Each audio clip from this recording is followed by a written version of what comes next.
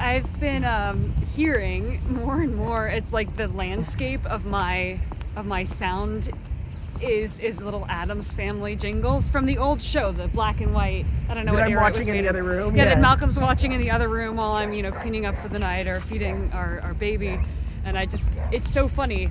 When Malcolm goes through periods of watching different shows, there's this new sound landscape of either like Star Trek sounds or Addams Family jingles. But while both of us have been watching the old clips from the Addams Family, I feel like we're just learning so much, and now we're huge fans of the way that they live their lives. Well, even when I was a kid, I took a lot from the way they lived their lives, and I really respected, or I think one of the first big epiphanies I had when I was younger, and I saw that things would happen to them that would generate negative emotions in most people, and that we were told societally we're supposed to generate negative emotions, and yet in them they would generate a positive emotion. And I thought about it, and I was like, well, that could work in real life. You just change the way you perceive something. There's nothing intrinsically about a rose that's fully formed versus a rose that's had the top chopped off, where one is just intrinsically more aesthetic and pleasing than the other. You could train yourself to find one more aesthetically pleasing, or change the way you see the world. And that's what got me interested in a lot of the stuff that ended up being the Pragmatist Guide to Life, the first book, which is The first book that we wrote together. How do people change their perception of reality, and whether or not that creates a positive or negative emotional response? It's one of the things we talk about. It's not like the full focus.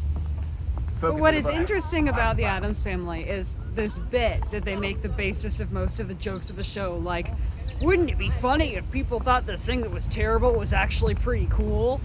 It actually completely throws into highlight the fact that our reactions to things are, to a certain extent, optional. And we can choose how we decide to react to things. That one person's torture is another person's ecstasy. One person's ruined rose is another person's perfect rose. Yeah.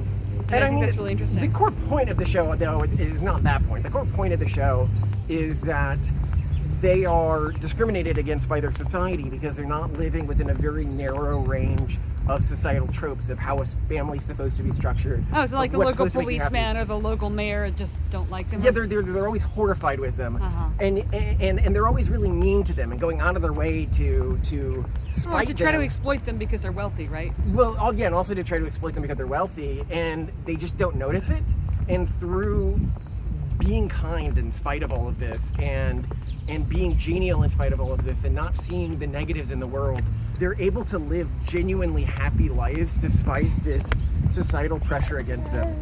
And it's so fascinating to me that in many ways what we're seeing promoted in our society right now is the exact antithesis of that, which is learning how to see everything is offensive, everything is negative, bad, the world's falling apart, everything is an attack. Yeah. And the key to the happiness within the sort of their imaginary family structure is nothing's ever an attack on them. Nothing's ever directed at them. Nobody's ever trying to hurt them or is being mean to them.